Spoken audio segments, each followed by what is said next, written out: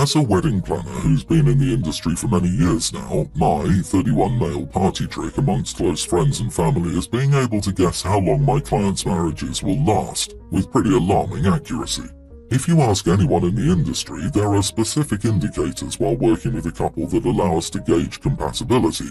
I can usually get down to around a 6-month window when predicting when photos of each other will disappear from socials. This is not me taking joy in crashing and burning of relationships. Working in this career field can leave you feeling jaded about relationships in general, so I'm reluctant to work for friends and family. The specific stress wedding planning puts on some people and couples can bring out the worst in them that you don't see in everyday life. My sister is getting married early next year and practically begged me to plan for her, despite my stance on clients I know personally. I finally gave in and we began the process back in March. Last week, while we met and finalized a few things, she asked me about the party trick I mentioned. She said since I'd been working with her and her fiancé for months now, I could give my prediction as to how long they were going to last. I laughed and tried to move on. I thought she was joking, but she continued to press the issue. After her continually bothering me about this for at least 15 minutes when I was trying to move on, I do have work outside of my specific appointment with her that I needed to do, I finally told her I thought they would last forever. She claimed she didn't believe me and wanted my real number, so I shrugged and told her the truth. 1.5 years. She was livid. I felt incredibly uncomfortable with the whole ordeal, especially with how little she respected my boundaries in what was supposed to be a professional setting, and just tried to usher her out of my office. Instead, she began ranting about my own marriage and said she gave us until the end of the year before we broke up and accused me of being a home wrecker. She finally left and I emailed her, saying I would no longer be involved in planning. I gave her the contact information for all the vendors we were working with, but told her the venue would no longer be available as they only booked to people they have existing relationships with, and my involvement was necessary. I've had to break up with clients, but this felt particularly rough. She's now told our parents that I'm purposefully sabotaging her wedding and that I was rude to her when she just asked a playful question. I feel very silly for letting a person disrespect my boundaries repeatedly, something I typically wouldn't tolerate, but now I'm wondering if I'm in the wrong. Am I the idiot? If you push and push to be told information, you alone are responsible for the consequence that hearing it brings. You are not the idiot. Update in 1.5 years whether your number was accurate. With an attitude like that, she probably won't make it to the altar. He tried changing the subject and then, when pressed, lied with the only acceptable answer to that question, and then she wouldn't settle for that even. What was he supposed to say? 5 years? A decade? 20 years? And he'll ditch you for a 20-something when he has his midlife crisis. Seriously, what was the sister hoping for? She was an insufferable idiot, asked a question she didn't want the answer to, then refused to accept the placating answer. Everyone's the idiot here. I think you should stop playing this dirty trick with anyone. Even if you're accurate, it's not a nice thing to say about people. You could have avoided this whole scenario if you never played mental games with people's lives.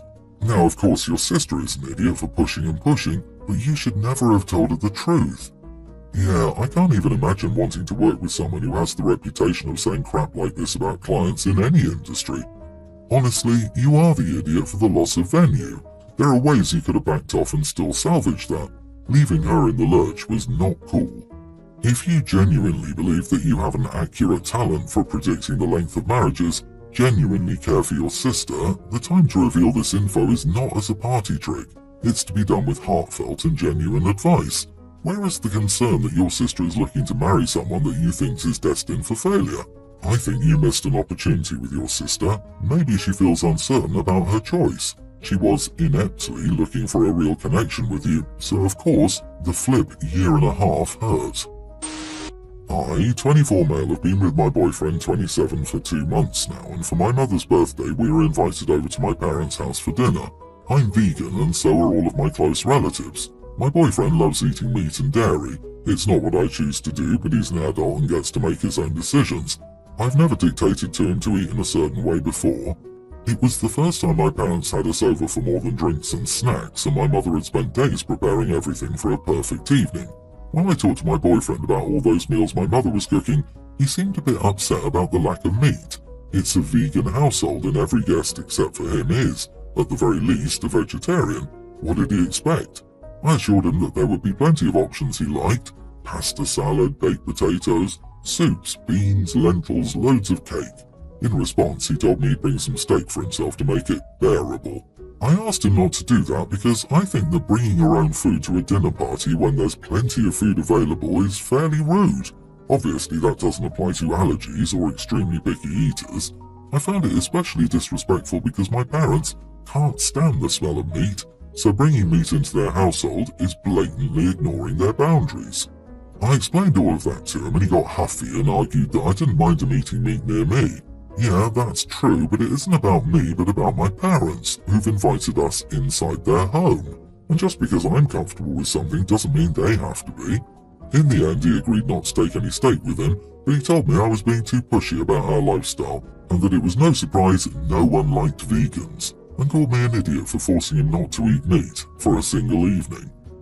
Not the idiot, I am not vegan or vegetarian, but there are plenty of non-meat dishes that I could stand, or even enjoy for one meal.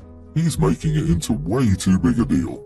I swear, the people who insist or demand eating meat during vegan dinners only do it as a form of protest. Man, it's just one meal with your family that's vegan or vegetarian. It's a matter of basic manners to respect the beliefs of the host. Unless he has allergies or dietary restrictions, I assure you he will survive a meal without meat or cheese. What if your boyfriend was invited to lunch by a Muslim family? Would he ask them to cook pork sausages? The dude needs to grow up a bit.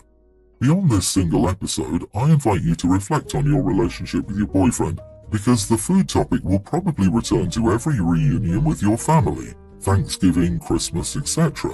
In the long run, it could be exhausting if you don't find a point of agreement.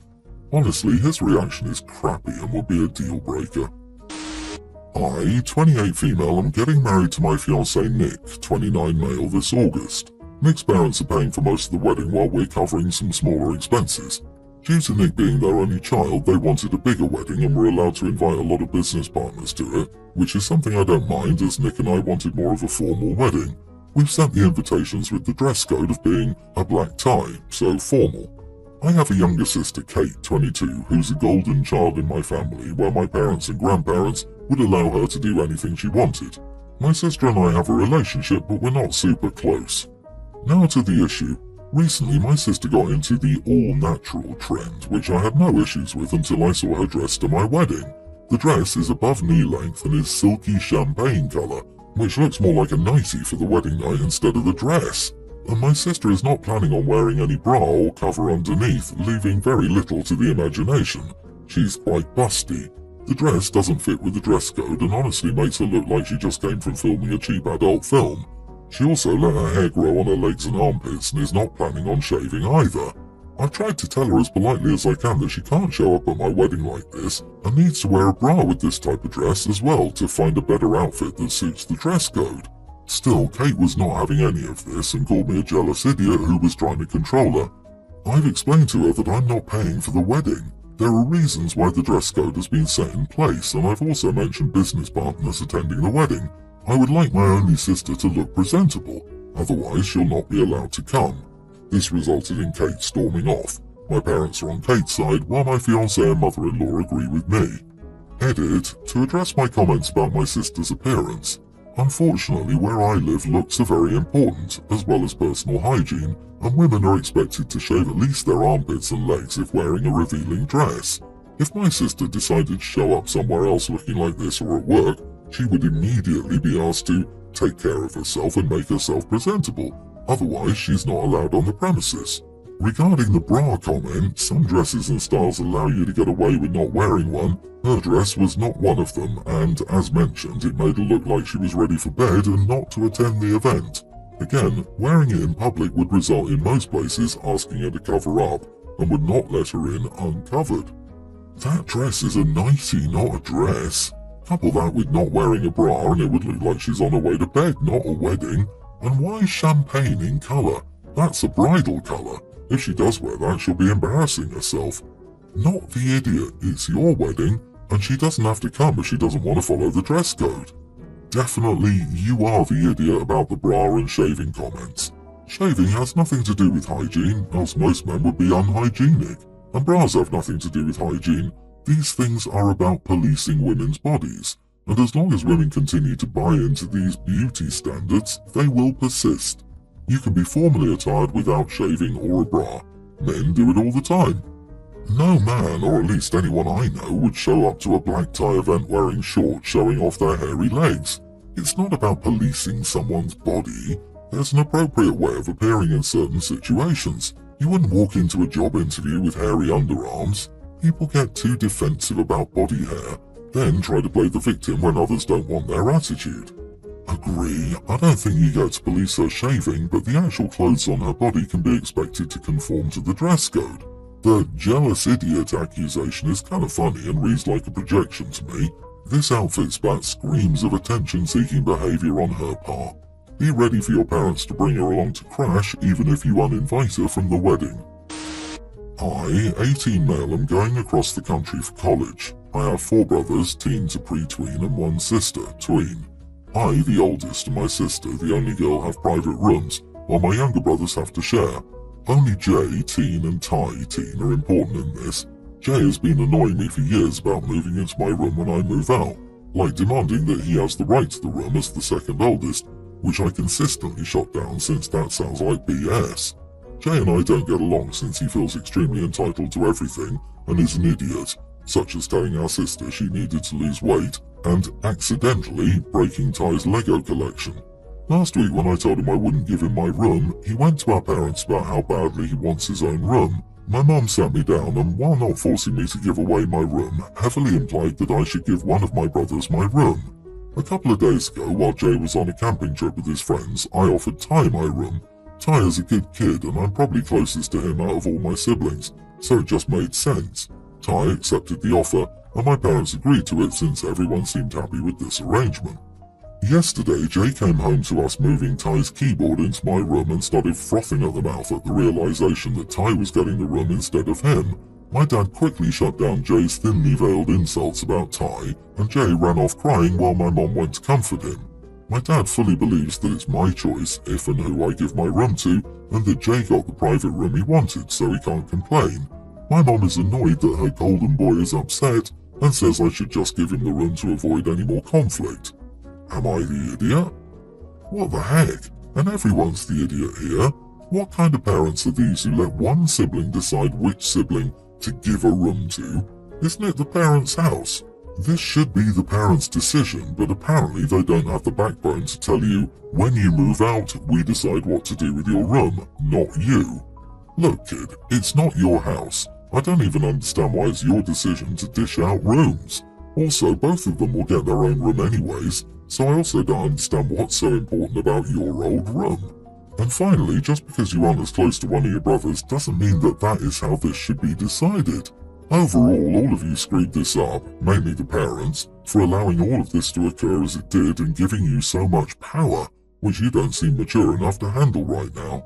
Deciding to give the room to the kid that isn't actually entitled is the mature way to handle it. OP, not the idiot.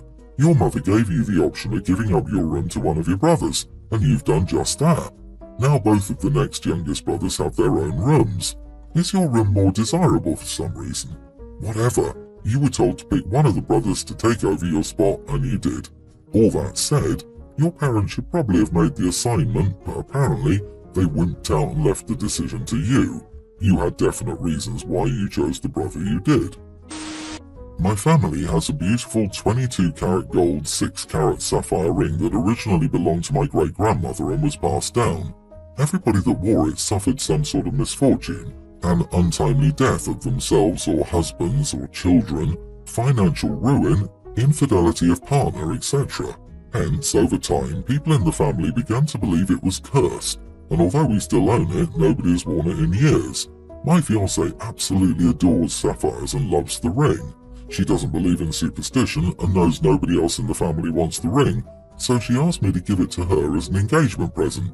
I'm not much of a believer in superstition either, but given that everyone who wore this ring had something moderately bad to really bad happen to them, why risk it?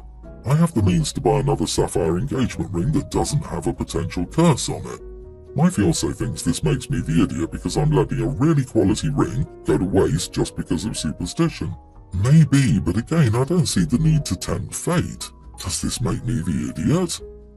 No vote, but untimely death, infidelity, financial ruin are the result of life and living, not a curse. However, mate, you absolutely believe in curses. I don't believe in curses, but why take the chance? Means you believe. Just be honest about that and maybe the conversation with your girlfriend will go better. And then buy her a new ring. Her desires shouldn't come at the expense of your comfort. Do I believe in curses? No. Do I think superstitions are silly? Yes. Would I wear that ring? No. Silly superstitions aside, she has no right to that ring anyway. It's a stupid argument. She was told no and is being a baby. It's your family ring to give or not to give. Your fiancé needs to accept this, and look at what that ring has already done. It's caused a row between you two, and she hasn't even worn it. Find someone to bless the ring and remove the curse. Have the ring cleansed. Not cleaned, cleansed. I'm a practicing witch. It would be the stones that would be cursed. The stones have energy. They can also hold energy.